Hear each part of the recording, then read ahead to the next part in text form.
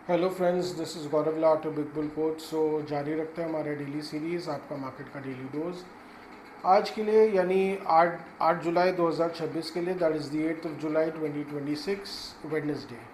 सो आज जो है बाज़ार की एकदम से धुलाई हो गई। तो निफ्टी जो है वो 517 पॉइंट्स गिरकर 23,882 पर बंद हुआ। That is it was down 517 points, closing at 23,882। और वही बैंक निफ्टी की बात करें तो वो 1458 पॉइंट्स गिरकर 56,743 पर बंद हुआ। That is it was down 1458 points और 1458 पॉइंट्स, क्लोजिंग एट 56,743। सो देखिए, निफ्टी जो है उसकी शुरुआत ही आज 130 पॉइंट्स गैप डाउन के साथ हुई थी, जो कि प्री ओपनिंग इंडिकेट कर रहा था। तो गिफ्ट निफ्टी भी वही इंडिकेट कर रहा था। कल रात को already overnight it was down almost 100 points, and आज सुबह को भी एकदम वैसे ही फ्लोट कर रहा था 10-20 पॉइंट्स वीकनेस के साथ। So it indicated anyway.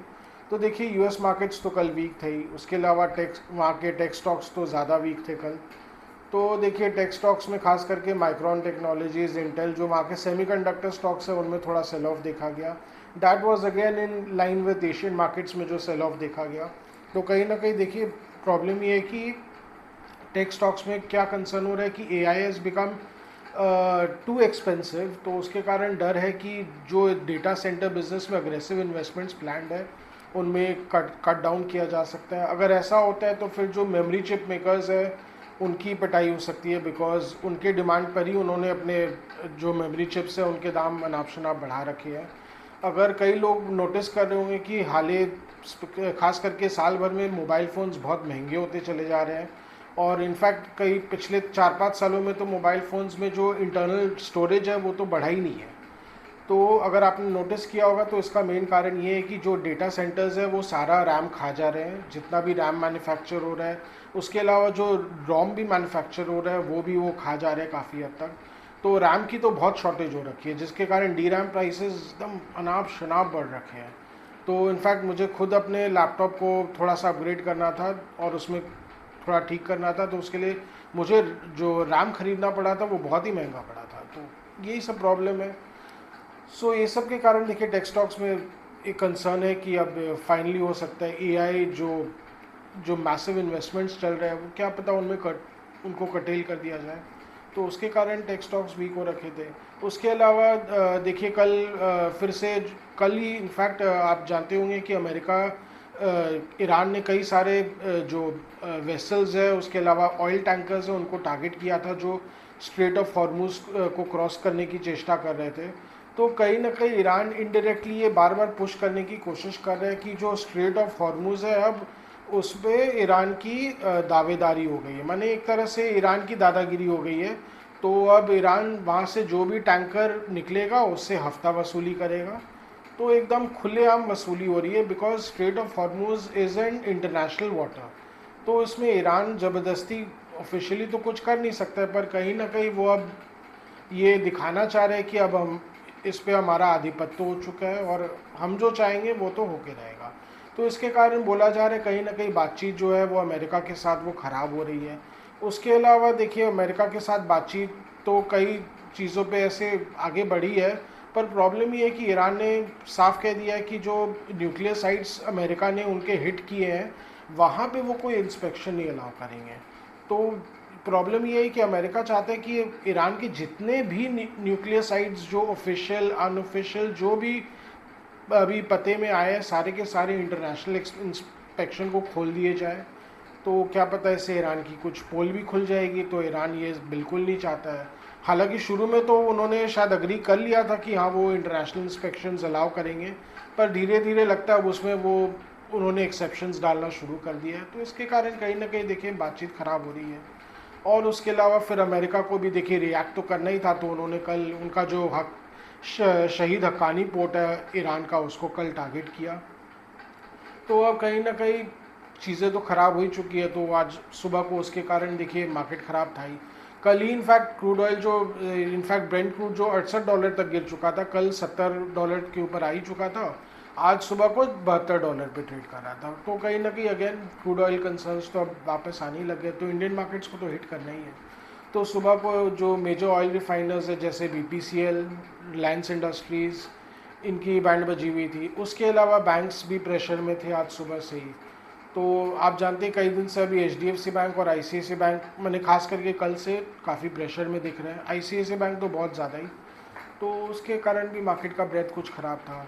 और फिर जैसे जैसे दिन आगे बढ़ा और फिर खास करके 1 बजे के बाद रिपोर्ट्स आए हैं, और ख़ास करके ये ट्रम्प बाबू के कमेंट्स आए जो उन्होंने नेटो के साथ अभी जो उनका समिट मीटिंग चल रहा है उसमें उन्होंने पत्रकारों ने पूछा कि अभी ये यूएस ईरान जो सीज़ फायर है उसका क्या हुआ, तो उन्होंने बेसिकली बोल दिया वो तो अब बेकार हो चुका है। और उसके अलावा उन्होंने ये तक बोल दिया कि हम अब निगोशिएट, जो हमारे जितने भी निगोशिएटर्स हैं वो टाइम वेस्ट कर रहे हैं ईरान के साथ। सो ये जो स्टेटमेंट उनका ये थोड़ा चिंताजनक था। तो इसका मतलब कहीं ना कहीं सीज़ फायर जो है वो अब ठंडे बस्ते में जा रहा है, and this is now a genuine, you can construct that कि अब जेन्युइनली वापस से जो है मिलिट्री कॉन्फ्लिक्ट जो है मिडल ईस्ट में वो वापस शुरू हो सकता है। तो उसके कारण क्या होना था, मार्केट की धुलाई होनी थी। तो देखिए जैसे ही ये कमेंट आया तो यूएस फ्यूचर्स तो जो वीक चल ही रहे थे लगभग 200 पॉइंट्स नीचे थे मेरे यूएस फ्यूचर्स यानी डाउ फ्यूचर्स, तो उनकी पिटाई शुरू हो गई। डाउ फ्यूचर्स एकदम से धड़ाशायी होने लग गया। तो इंडियन मार्केट्स को भी क्या करना था, उनको भी उनकी पिटाई होनी थी, तो वो भी गिरना शुरू हो गए। तो बैंक्स में काफ़ी अच्छी धुलाई देखी गई। उसके अलावा निफ्टी तो एकदम गिराई। एफएमसीजी पैक में बहुत मेजर सेल ऑफ देखा गया। देखिए आईटीसी में सेल वीकनेस था, एचयूएल में बहुत मेजर लगभग 80 रुपये एचयूएल गिरा। तो दैट इज़ वो थोड़ी देखिए चिंताजनक है जिस तरह एचयूएल की धुलाई हुई है। तो इसका मतलब कहीं ना कहीं एक्सपेक्टेशंस एफएमसीजी पैक से भी ज़्यादा नहीं है। और उसके अलावा बैंक्स एंड फाइनेंशियल्स की धुलाई हुई, ऑटो सेक्टर की धुलाई हुई, विच वॉज एक्सपेक्टेड। देखिए तेल का दाम जब भी बढ़ते हैं तो ऑटो सेक्टर की तो ऑटोमेटिकली धुलाई हो जाती है। तो वह एक होता है ना वॉशिंग मशीन की तरह है, ऑटोमेटिक है।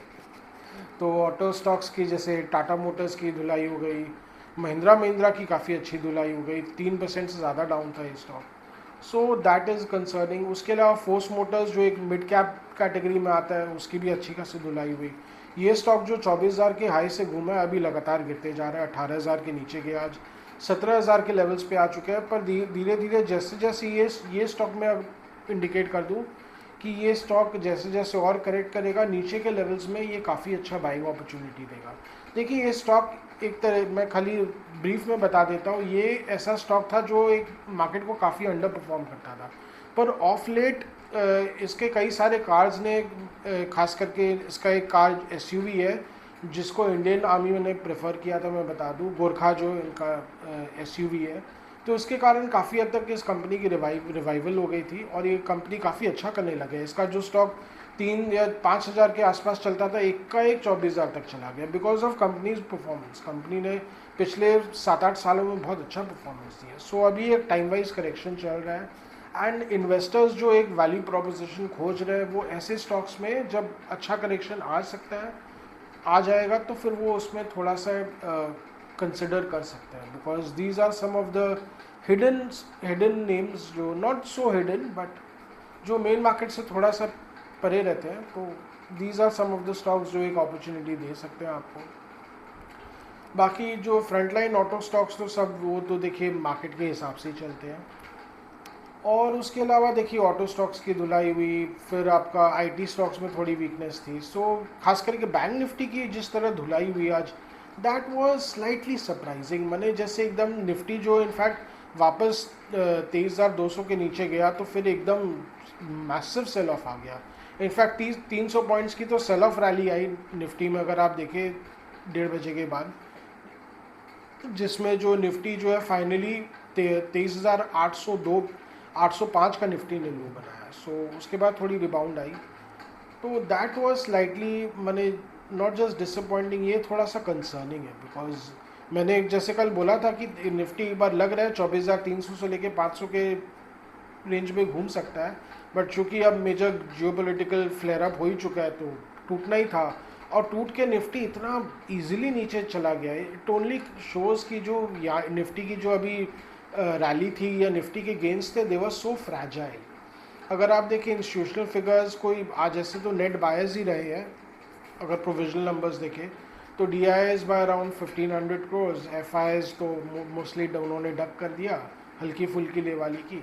तो कहीं ना कहीं इसका मतलब साफ है कि ऑपरेटर सेल ऑफ आया है। शॉर्ट पोजीशंस भी हुए होंगे नो डाउट, काफ़ी शॉर्टिंग भी हुआ होगा मार्केट का। तो पर हो सकता है काफ़ी सारे ये एच एन आईज ने भी आज जम के बेचा होगा इस कंसर्न के कारण। तो ये दिखाता है कि मार्केट में अभी भी शैलोनेस है। अगर यहाँ से निफ्टी हो सकता है एक बार टेक्निकली ओवरसोल्ड लग रहा है मुझे, तो हो सकता है यहाँ से बाउंस बैक करे। पर अगर बाउंस बैक कर भी लेगा तो एक बार 24,200 का तो अब मेजर रेजिस्टेंस पॉइंट है, उसके ऊपर चलना बहुत मुश्किल इमीडिएटली टर्म्स में बहुत ही मुश्किल लग रहा है निफ्टी के लिए। हो सकता है 24,000 के ऊपर जाएगा भी तो 24,100 के आसपास ही निफ्टी फुस हो जाएगा, क्योंकि ये अभी जियोपॉलिटिकल टेंशन तो फ्लेयर अप हो चुके हैं। हालांकि देखिए 100% कुछ बोल नहीं सकते। देखिए ट्रम्प बाबू पलटने में बहुत होशियार है, he is known to be a पलटू मैन।